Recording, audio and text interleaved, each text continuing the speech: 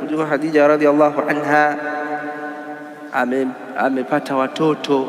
Mtume sallallahu alaihi wasallam watoto wake amewapata, watoto wake wote amewapata kwa Khadija radhiallahu anha, illa Ibrahim famin Maria, isipokuwa mtoto wake Ibrahim amepata kutoka kwa mkewe Maria. Ama watoto wake waliobaki, watoto wote waliobaki amewapata, mtoto wake aliowapata kwa nani? Kwa Khadija.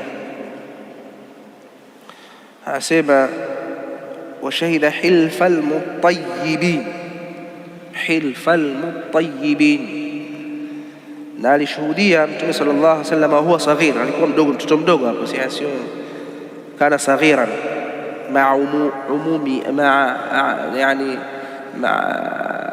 amamihi, alishuhudia pamoja na maami zake alivyokuwa mdogo. Hilfal mutayyibin, hilfal mutayyibin maana yake ni hilf ni kukusanyika kwa pamoja, yani kuungana kwa sababu ya jambo fulani. Kwa ziliungana koo za Kiquraish, ziliungana kwa ajili ya kumnusuru aliyedhulumiwa na kumsimamisha mwenye kudhulumu.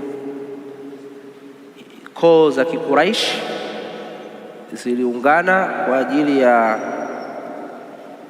kumnusuru mwenye kudhulumiwa na kumsimamisha, yani kumzuia ambaye anataka kudhulumu. Hii ndio hilf. Hilfu maana yake ni muungano wote. Kwenye Kiarabu niwaambia nyinyi, ukitaka ujue Kiarabu, kila neno unaloliona mbele yako hebu litafute kwa Kiarabu linaitwaje. Waarabu wanaita lakini nyinyi hamjui hivi, wengi hamjui. Sitaki kusema sana, kisema utasema au natusema watu wa Kigoma bwana.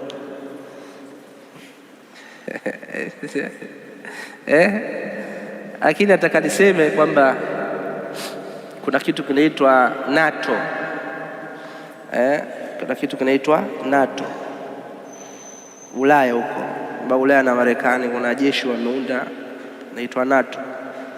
Hili jeshi kwa Kiarabu linaitwa NATO. NATO Arabu wanaitwa hilf, wanaita hilf al-shimali al-atlasi, hilf al-shimali al-atlasi.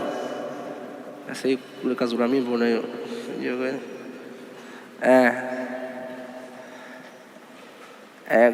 kwa hiyo yani ni muunganiko,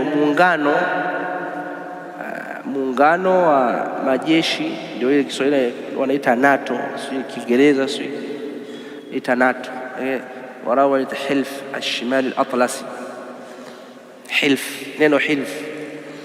Sasa hilful mutayyibin ndio maana yake hiyo. Koo za Kiarabu zimekusanyika kwa ajili ya kumnusuru mwenye kudhulumiwa na kuzuia udhalimu.